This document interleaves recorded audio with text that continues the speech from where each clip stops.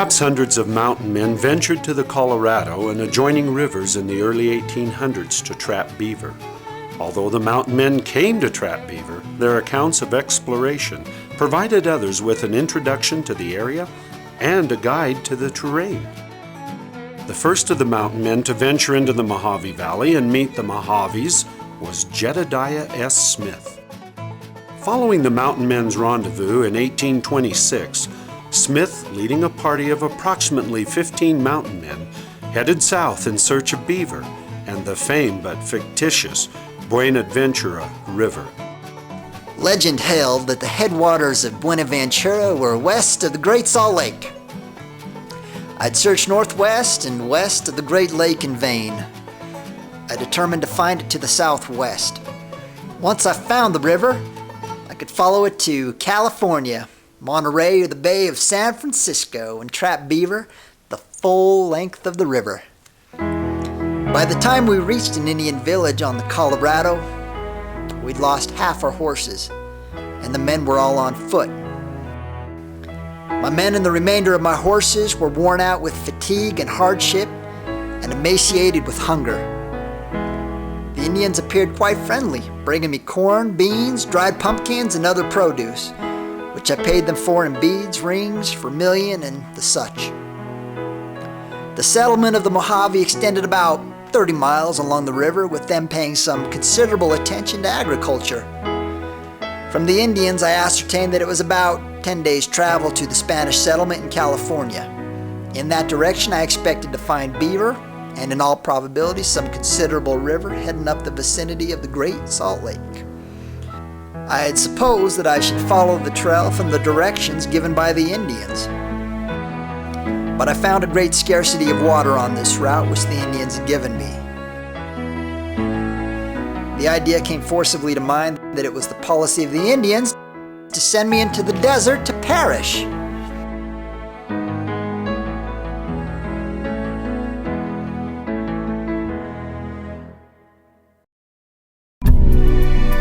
The Mohave meant no harm to Jedediah. They routinely traveled across the Mohave Desert. There was water along the old Mohave Trail, including the Mohave River. Sometimes water holes would be dry. The Mohave were so adept at crossing that great desert that they did not realize the threat it offered to unseasoned travelers. In the winter of 1826-1827, a party of mountain men came up the Colorado trapping beaver. Among the party were Ewing Young and Ohio Patty. As the trapping party passed through Mohave territory, they demonstrated a bigoted and haughty attitude toward the natives and their homeland.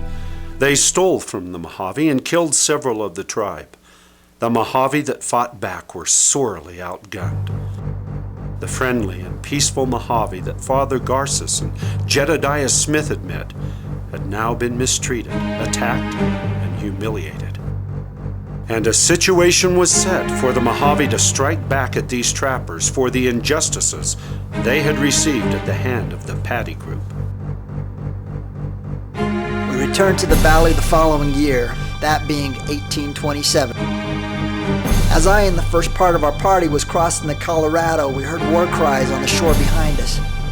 More than 100 Mohave emerged from a thicket of willows and fell on the men and women who remained on the east shore.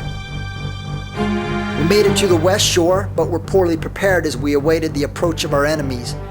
It was a fearful time. 9 men with but 5 guns were waiting behind a defense made of brush for the charge of 400 or 500 Indians whose hands were yet stained with the blood of their companions. I directed that not more than 3 guns would be fired at a time, and only when the shot would be certain of killing. Seeing a few Indians who ventured out from their coverings within long shot, I directed 2 good marksmen to fire. They did so, and 2 Indians fell. Another was wounded. Upon this, the Indians ran off like frightened sheep. At night, we fled into the darkness with 15 pounds of dried meat, our knives, guns, and a few supplies. We had no horses, no canteens, and we undertook our journey to safety across an unforgiving desert.